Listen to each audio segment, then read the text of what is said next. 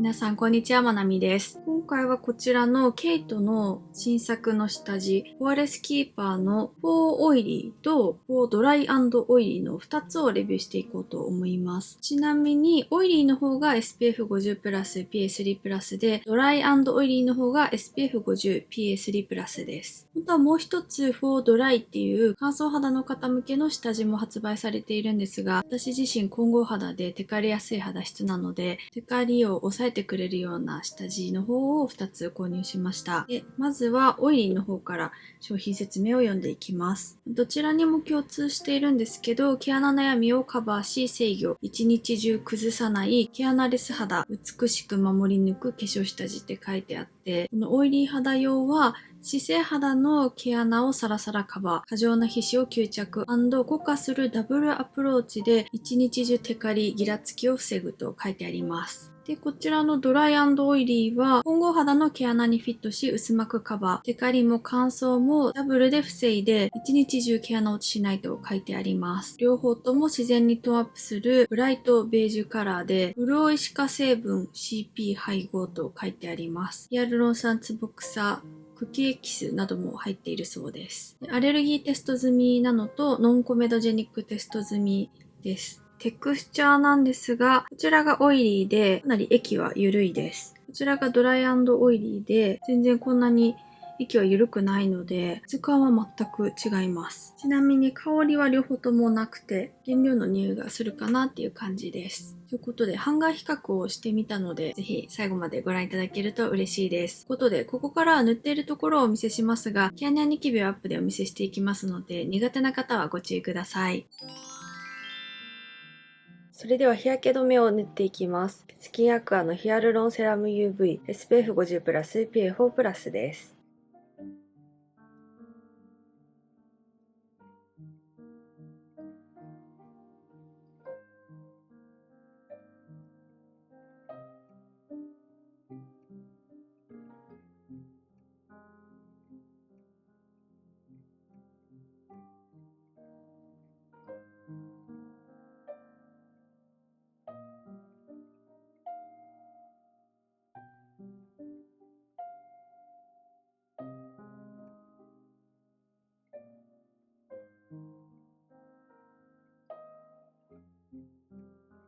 今日は左側はオイリーで、右側はテカリも乾燥もを使っていきたいと思います。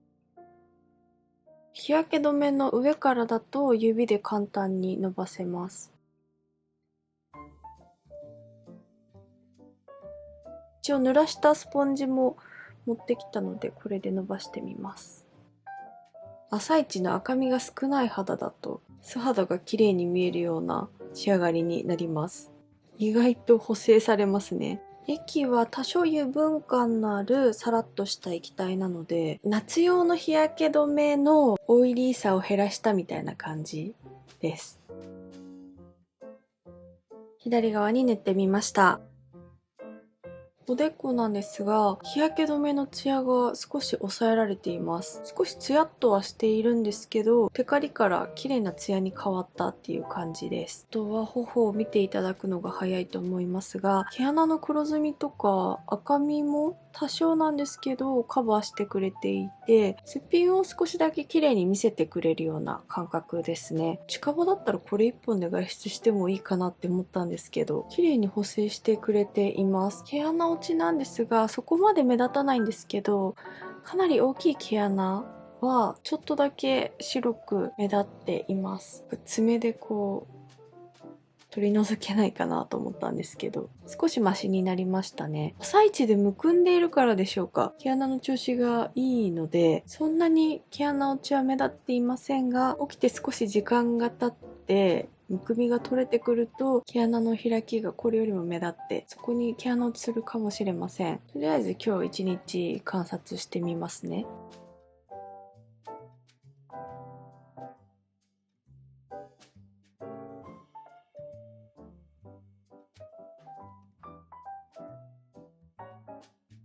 こちらも最初は指で塗ってみます。指で塗ろうと思いましたが、オイリーと比べると液がサラッとしていないというか、若干クリーム状のようなもったりしたテクスチャーなので、これはスポンジを使った方が私の肌だと綺麗に伸びそうです。テクスチャーにかなり差があるので、メイク持ちにかなり差が出てくるのか楽しみです。こちらの方がクリームっぽいテクスチャーなので、毛穴落ちは少ないですね。やっぱりサラッとしていると毛穴に落ちやすいんですけど、毛穴の白っぽさとかは目立たないです。左右両方とも塗ってみました。おでこはこのような感じで、両方とも私の元の肌よりは若干トーンアップしている感じです。意外とこちらも日焼け止めのツヤ感が少し抑えられていて、そんなに左右差はないかもって思いました。同じくらいのツヤ感ですね。この辺りのツヤ感が日焼け止めを塗っていた時よりも少し抑えられている感じです。塗りやすさ的にはドライ&オイリーの方が塗りやすくて、オイリーの方は少し毛穴落ちしているかなと思うんですけど、このままファンデーションを重ねていきたいと思います。最近購入したファンデーションで気に入っているイザノックスのクッションファンデーションを使っていこうと思います。本当はケイトのファンデーションにしようと思ったんですけど、持っているリキッドがですね、かなりマットなんですよ。この上から乗せれるんだったら全然綺麗に乗るかもしれないんですけど、パサパサになりそうだなと思ったのと、今の肌から考えると肌負担が大きいかなと思ったので、イザノックスのファンデーションにしました。最近レビュー動画も出していて、単体でレビューしているので比較しやすいかなと思って今塗っております。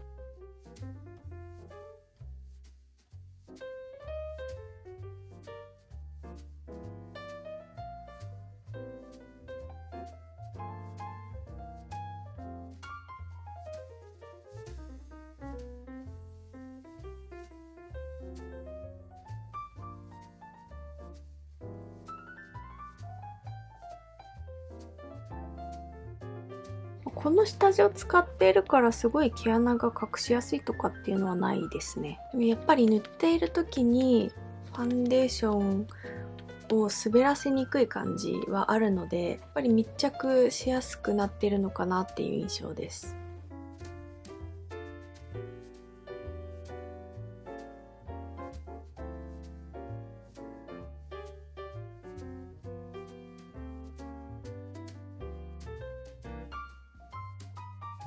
ファンデーションまで塗り終えました。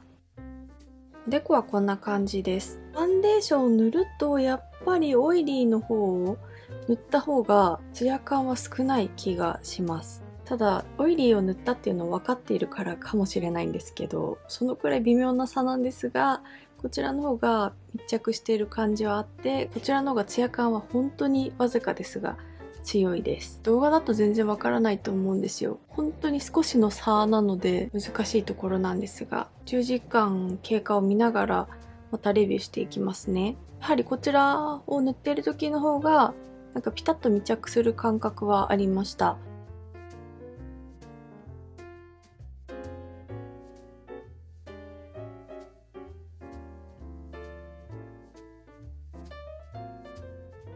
それではパウダーを塗っていきます。シャネルのプードルユニベルセルリーブレーヌ10番です。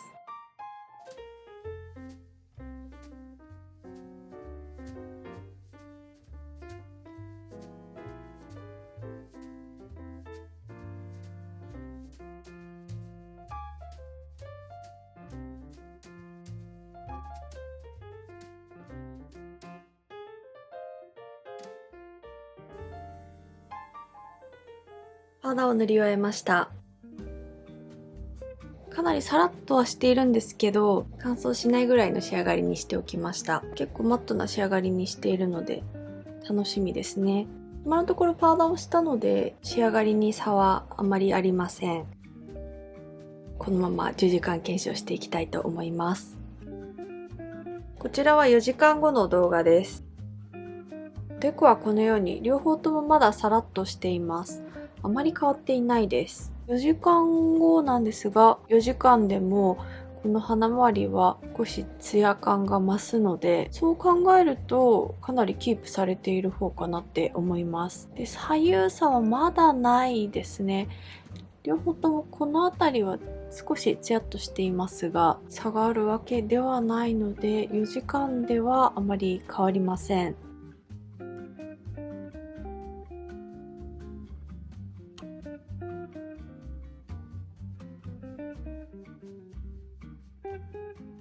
こちらは7時間後の動画です。おでこは4時間後よりはしっとりしてきましたが、まだ全然テカっていないですよね。前回の動画と比べると分かりやすいんですけど、皮脂テカリ防止力は確かにあるなと感じて、鼻周りのテカリもあまり気になりません。テカリを防止してくれているので、ちゃんと名前通り役目を果たしてくれているのが好印象です。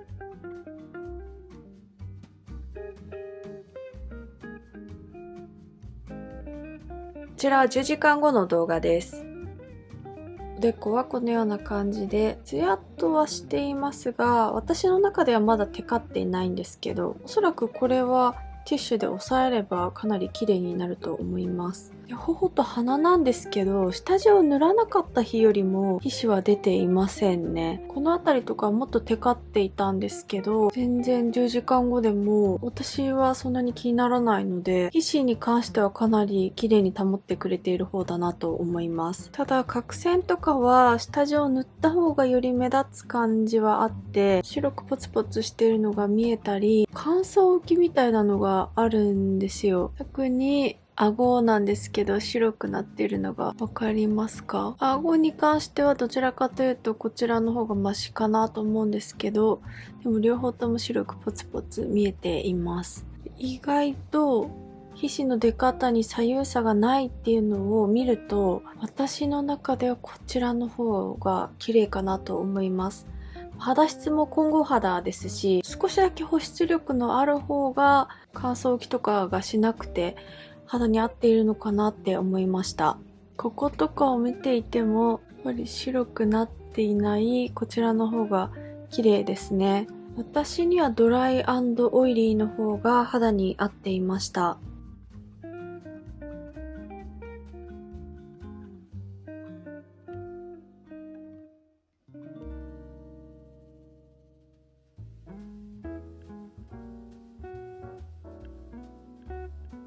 ティッシュオフをしてみます。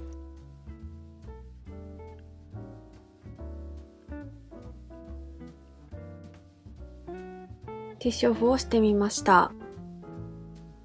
おでこは両方とも綺麗に元通りになりました。このファンデーション自体、化粧オフした時に元通りになりやすいので、同じくらい綺麗になったかなとは思うんですけど、触るとサラッとしているので、角栓がもともと気にならない方とか、毛穴が気にならない方であれば、この下地も肌に合うんじゃないかと思います。頬と鼻をお見せするとこのように、なんか白いところはそのまま皮脂だけが取れる印象なので、先ほどよりは綺麗になったかなって思います。サラッと感は元通りになるので、夏に使うといい下地だなっていう印象ですね。ただ顎はそのままざらつきがあったりするので、私は顎は避けて使った方がいいなって思いました。部分的に仕込むのが良さそうですね。おでこと鼻の近くとかだけに塗るのがいいのかなって思います。ちなみにこのファンデーションは塗り直しやすいファンデーションなんですが、パサつきはそのままになりますね。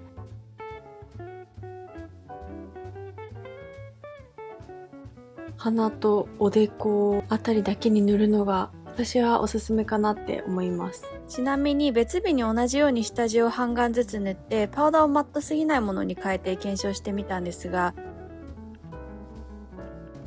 10時間後の肌を見てみると乾燥気はしなかったんですけどテカってしまったので、やっぱり T ゾーンとかだけに仕込んでマットなパウダーを重ねるのが私の肌には一番いいのかなと思いました。今回の長所と短所は2つの商品をまとめてお伝えしますね。長所はどちらもライトベージュなので黒ずみとか赤みを多少隠してくれて、単体で使った時でもすっぴんをきれいにしてくれるみたいな感じが良かったです。あとはどちらもテカリを防止してくれる効果は感じられました。ちなみにみに私の肌ではドライ&オイリーの方が毛穴の上でも塗りやすくて、乾燥浮きがドライよりも目立たず持ちが良かったです。短所はいつものファンデやパウダーとの組み合わせだと乾燥浮きを感じてしまったので、私のように混合肌の方は部分使いがおすすめです。あとは角栓が目立ちやすくなったかなと思います。下地を使わない時の方が角栓は気にならないので、頬全体に塗るよりは部分的に塗るのが好きです。ということで、ここまでご覧くださりありがとうございました。ぜひ高評価とチャンネル登録をお願いいたします。それではまた次の動画でお会いしましょう。バイバイ。